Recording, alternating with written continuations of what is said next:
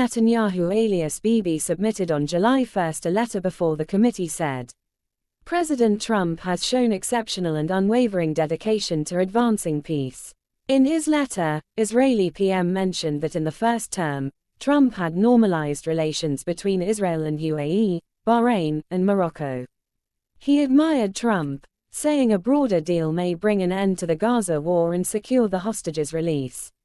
Nobel Foundation, Norwegian committee may call Netanyahu asking him to present some weight of his capacity as a presenter because the Nobel Peace Prize is not a political agenda but rather a pure mankind criteria. If any base to give Netanyahu a capacity as presenter of a recommendation is acknowledged by the world, then it would shaken the neutrality of Nobel Prize Foundation. And if Israeli people and state keep silent intent, then humanity will find no room for peace.